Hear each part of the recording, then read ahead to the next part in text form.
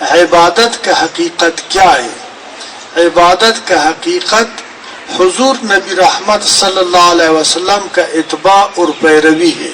ان کا اتباع کیا ہے؟ آپ سب کو معلوم ہے کہ رحمت عالم صلی اللہ علیہ وسلم کا سچائی، امانت داری، خلق عظیم، صداقت اور پاکی سے غیر مسلم لوگوں نے بھی انکار نہیں کر سکا، اقرار کرنے پر، تسلیم کرنے پر مجبور ہو گئی۔ یعنی کہ عبادت کی حقیقت یہ عبادت کا صورت ہم نے داڑھی رکھا ہے، ہم نے مسجد بنایا ہے، ہم نے اللہ کیا ہے، یہ اللہ کرنے سے، یہ سجدوں کرنے سے مقصد یہی ہے کہ ہم جرم و خطا سے، گناہ سے، حسد سے، بے حیائی سے، حرام خوری سے باز آ جائے۔ اگر ہم حرام خور بھی ہے، چور بھی ہے، ڈاکو بھی ہے، فرقہ پرست بھی ہے، تو پھر ہمارا نماز کا کیا فائدہ ہے؟ جس کے پیٹ میں ایک نوالا حرام رزق ہو، حدیث ہے اس بارے میں کہ اس کا 40 دن کوئی عبادت قبول نہیں، کوئی دعا قبول نہیں، وہ انسان پاک نہیں ہو سکتا، وہ پلید ہے۔ وہ آدمی جو زبان سے جھوٹ بولتا ہے، جو حرام کہتا ہے، وہ آدمی کا زبان پلید ہے، وہ پاک نہیں ہے۔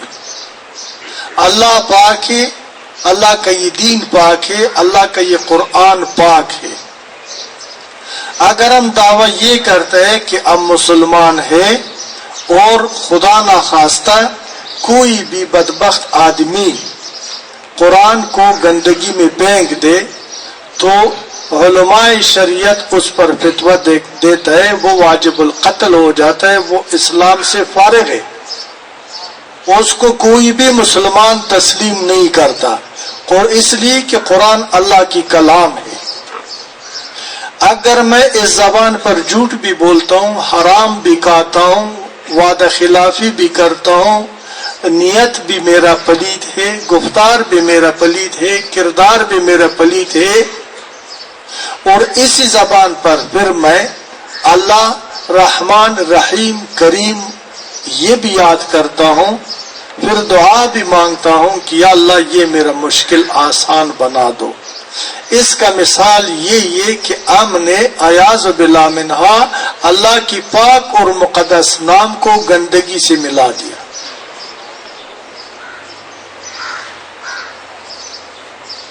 تو پھر ہمارا توبہ کیسے قبول ہوگا؟ ہم پر اللہ تعالیٰ کیسے رحم فرمائے گا؟ ہمارا مشکل کیسے آسان ہو جائے گا؟ اگر رزق حلال ہو، حلال رزق سے پاک خون پیدا ہو جاتا ہے، پاک خون سے نور ہدایت نصیب ہو جاتا ہے، نور ہدایت سے معرفت خدا نصیب ہو جاتا ہے، اور جس کو خدا کی معرفت نصیب ہو پھر وہ جھوٹ نہیں بول سکتا ہے، پھر وہ ظلم نہیں کر سکتا ہے، پھر وہ حرام نہیں کھا سکتا ہے، پھر وہ صراط المستقیم کا مسافر بن جاتا ہے، اور اللہ تعالیٰ کی رحمت اس شخص کا، اس قوم کا یا اقوام کی شامل حال ہو جاتا ہے۔ آج دیکھیں بھائیوں کہ صورت اسلام ہم سب نے بنایا ہے، ہمارا اسلام جو ہے نا دعوے تک تو ٹھیک ہے، لیکن جو ہمارا نیت ہے اس میں اسلام نہیں ہے، اس لیے کہ ہمارا نیت کا گواہی گفتار سے نہیں ملتا، ہمارا گفتار کا گواہی ہمارے کردار سے نہیں ملتا، ہم اپنی وجود کی دنیا میں متفق نہیں ہے، ہمارے وجود کے اندر ہمارا وجود ایک ریاست ہے، ایک جہان ہے، اس میں بہت سارے مخلوق آباد ہے، اس میں محبت مخلوق ہے، حسد مخلوق ہے، تقوی مخلوق ہے، حیا مخلوق ہے، ظلم مخلوق ہے، عدل مخلوق ہے، یہ مختلف مخلوقات ہمارے اندر آباد ہے، اور یہ آپس میں برسر پیکار ہے، یہ آپس میں جنگ کرتا ہے ایک دوسرے کے ساتھ کہ مجھے اپنا تابع بنا دے. محبت کا کوشش یہ کہ یہ انسان میرا تابع ہوں. حسد کا کوشش یہ کہ میں اس کو تابع کر لوں. حرص کوشش کرتا ہے کہ اس پر میں حاکم رہوں. قناعت کوشش کرتا ہے کہ میرا حکومت ہو. عادل کوشش کرتا ہے کہ اس انسان پر میرا حکومت ہو.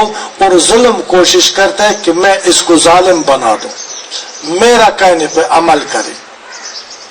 اتنا ساری مخلوقات ہمارے اندر آباد ہے. ادھر ایک جنگ ہے, ادھر انقلاب ہے. اس مخلوق کو خدا نے کیوں ہمارے اندر ضد و نقیص ایک دوسرے کی مخالف پیدا کیا ہے؟ وہ اس لیے کہ اس مخلوقات کے ذریعے, اس رات اور دن کے ذریعے, اس موت اور زندگی کے ذریعے اللہ تعالیٰ ہمارا امتحان لیتا ہے, ہمیں آزماتا ہے کہ کون ہے کہ وہ اللہ کی بندگی کو اپنا لیتے اور کون ہے کہ اللہ کے احکام سے بغاوت کرتے ہیں. جن لوگوں نے اللہ کی بندگی کی ہے اس نے نجات پایا ہے, اور جنہوں نے بغاوت کی ہے وہ برباد ہو گئی. وما خلقت الجن والانس الا ليعبدون کا حقیقت اور مقصد یہ کہ سب سے پہلے ہم اپنی تعارف کر لیں, اپنی تعارف تک پہنچ جائے کہ ہم کون ہیں, اس دنیا میں کس لیے آئے, ہمیں کیا کرنا چاہیے. تو ہمیں معلوم ہوگا کہ انسان تو انسان کے ساتھ دھوکہ کر سکتا ہے, جھوٹ بول سکتا ہے, لیکن انسان اللہ کے ساتھ اور اس دین کے ساتھ دھوکہ نہیں کر سکتا ہے. جن لوگوں نے اس دین کے ساتھ دھوکہ کیا ہے اس نے اپنے آپ کو برباد کر دیا. یعنی ہمیں سمجھنا چاہیے کہ میرے اندر محبت ہے, اس کو اپنانا ہوگا, یہ عبادت ہے. نفرت کو چھوڑنا ہوگا, اتفاق کا راستہ اختیار کرنا ہوگا, انتشار سے باز آنا ہوگا. ایک ہی واحد دین اسلام پر متفق ہونا ہوگا, فرقوں اور مسلکوں کو ختم کرنا ہوگا. اللہ کو خالق اور مصطفیٰ کو اللہ کی نبی سچا اور برحق نبی تسلیم کرنا ہوگا, اور اللہ تعالیٰ اور اس کے حبیب کے احکام کے مطابق اپنا زندگی بسر کرنا ہوگا. مظلوم کو ظالم سے چھڑانا, عادل کے نظام کو رائج کرنا, اور رحم یتیم مظلوم اور بیوہ پر رحم کرنا, یہ عبادت کا سیرت ہے, یہ عبادت کا حقیقت ہے. جس کا نیت کا گواہی گفتار دے دے اور گفتار کا گواہ کردار بن جائے. یعنی ہم پڑھتا ہے لا الہ الا اللہ محمد الرسول اللہ, یہ ایک دعویٰ ہے. اگر ہمارا عمل اس کا گواہی نہ دے دے, میں نے آپ کو پہلے بتایا کہ محمد رسول اللہ صلی اللہ علیہ وسلم کو اگر ہم مانتے ہیں, ان کی خلق عظیم کو بھی اپنانا ہوگا نا. اگر ہم اس کو اپنا نبی تسلیم کرتے ہیں, اس کی سیرت پر بھی عمل کرنا ہوگا. اگر ہم سچا مسلمان ہیں اور حضور کی امت ہے, ان کی وارثین ہے, ہمیں چاہیے کہ وہ امانت دار تھا, ہمیں بھی امین بن جائے. وہ صادق تھا, ہم منافقت نہ کرے. وہ سچ تھا, ہم جھوٹ نہ بولے. اس میں حیا تھا, ہم بے حیا نہ بن جائے. اس کے پیٹ میں رزق حلال تھا, ہم اپنے پیٹ حرام سے نہ بھر دے, اور سیدھا اس کی نقش قدم پہ چلے, اسی کے راستے کو اختیار کر لے. اسی میں ہمارا نجات ہے. اس لیے کہ اللہ تعالیٰ فرماتا ہے قل ان کنتم تحبون اللہ فاتبعونی یحببکم اللہ ویغفر لکم ذنوبکم واللہ غفور رحیم. اگر ہمیں چاہیے کہ ہم دنیا میں بھی کامیاب ہو, آخرت میں بھی کامیاب ہو, سیرت مصطفیٰ کے اندر فرقہ پرستی کے لیے قطعاً کوئی گنجائش نہیں ہے، قطعاً کسی صورت میں بھی۔ ہمیں سیرت مصطفیٰ کے مطابق ایک ہی اللہ کو اور اللہ کے حبیب کو، اللہ کی دین کو، اللہ کی قرآن کو ماننا ہوگا اور اللہ اور رسول کے احکام پر عمل کرنا ہوگا۔ نعرے تکبیر، نعرے رسالت۔ قل ان کنتم تحبون اللہ فاتبعونی، اے محبوب ان لوگوں کو فرما دیجیے کہ اگر اللہ تعالیٰ کی قرب مانگتے ہو، اللہ تعالیٰ کے ساتھ دوستی کرتے ہو، اللہ کو راضی کرنے چاہتے ہو، تو پھر فرما دو کہ آپ لوگ میری اتباع کرو، میرے نقش قدم پہ چلو، یحببکم اللہ۔ تو پھر اللہ وعدہ فرماتا ہے قرآن کے اندر کہ میں اللہ ہو کر ان لوگوں سے محبت فرما دوں گا، وَيَغْفِرْ لَكُمْ ذُنُوبَكُمْ، اور ان لوگوں کا سارے کے سارے گناہ معاف فرما دوں گا، اس لیے کہ میں بخشنے والا ہوں، مہربان ہوں ان لوگوں پر جو میرے حبیب کے، میرے محبوب کے نقش قدم پہ چلتے ہیں، ان کا اتباع کرتے ہیں۔ یہی ہے عبادت کی حقیقت، یہی عبادت کی سیرت ہے کہ جن لوگوں نے حضور کا اتباع اختیار کیے، اس نے عبادت کو سمجھے اور عبادت کی حق کو ادا کیے، اور یہ لوگ جب بھی سجدہ رکھتا ہے اللہ کی بارگاہ میں، جب سر اٹھاتا ہے تو ہر گندگی سے، ہر غلاظت سے اس کا دل پاک ہو جاتا ہے، اور یہ دل خدا کی الہام کا گھر بن جاتا ہے، دل نور ہدایت سے منور ہو جاتا ہے۔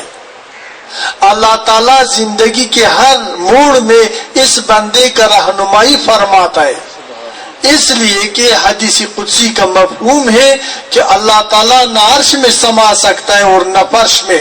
اللہ کا قیام گاہ مومن کا قلب ہے۔ قیام گاہ سے مراد یہ نہیں ہے کہ اللہ جسم ہے، ہمارے اندر گھس جاتا ہے اور ہماری یہ چھوٹے دل کے اندر بیٹھتا ہے، نہیں ہے۔ اس کا مراد یہ مقصد کہ اس دل جب پاک ہو جاتا ہے، صاف ہو جاتا ہے، خالص ہو جاتا ہے، تو اللہ پاک ہے، پاکی کو پسند فرماتا ہے، پلیتی کو پسند نہیں کرتا ہے۔ تو پھر اللہ فرماتا ہے کہ یہ دل میرا قیام گاہ ہے، میں اس دل میں قیام فرماتا ہوں۔ کیا قیام کیسے؟ یعنی اس دل کو میری طرف سے الہام ہو جاتا ہے، زندگی کے ہر موڑ میں اس انسان کے دل سے، انسان سے خدا انسان کا رہنمائی کرتا ہے، اور وہ انسان دنیا اور کامیاب، آخرت میں کامیاب اور کامران ہو جاتا ہے۔ جب دل خدا کا قیام گاہ بن جاتا ہے تو اس بارے میں مولوی روح فرماتا ہے، دل بدست آر کے حج اکبر است، از ہزاران کعبہ یک دل بہتر است۔ دلجوئی کر لو کہ حج اکبر ہے، 1000 بار کعبہ پہ جانے سے ایک دل رکھنا بہتر ہے۔ حب درویشان کلید جنت است۔ وہ کہتا ہے کہ درویشوں کا اللہ والوں سے محبت کرنا جنت کا چابی ہے۔ میرا یہ ایمان ہے کہ درویشوں سے محبت، اللہ والوں سے محبت، اللہ کے بندوں سے محبت جو ہے نا، وہ جنت کا چابی ہے۔ اگر کسی کے پاس اور کچھ بھی نہ ہو، اللہ کے بندوں سے محبت کر لو، تو تمہاری نجات تیرا مقدر ہے، بربادی سے تو بچ جائے گا۔ اور جو لوگ اللہ کے بندوں سے محبت کرے ویسے نہیں، جن کا جس سے محبت ہو، عاشق معشوق کا بات مانتا ہے۔ اگر آپ عاشق ہو، اللہ کی بندے معشوق ہو، آپ مجبوراً اگر آپ کو ان سے محبت ہو، وہ پاک ہوتا ہے، آپ کو بھی پاکی اختیار کرنا ہوگا۔ وہ سچا ہوتا ہے، آپ بھی اپنے آپ کو سچا بنانا ہوگا. وہ امین ہوتا ہے، آپ کو بھی یہ صفت اختیار کرنا ہوگا. وہ صادق ہوتا ہے، آپ کبھی بھی منافق نہیں رہ سکتے. وہ حیادار ہوتا ہے، آپ بے حیا نہیں ہو سکتے. وہ عادل ہوتا ہے، آپ کو عادل بنا دے گا. وہ صادق ہوتا ہے، آپ کو صدیق بنا دے گا. وہ سخی ہوتا ہے، آپ کو سخی بنا دے گا. وہ جواد ہوتا ہے، آپ کو غیور بنا دے گا. وہ عادل، صدق، سخا، جرأت اور ہمت اور بہادری، یہ مردان خدا کا شیوا ہے.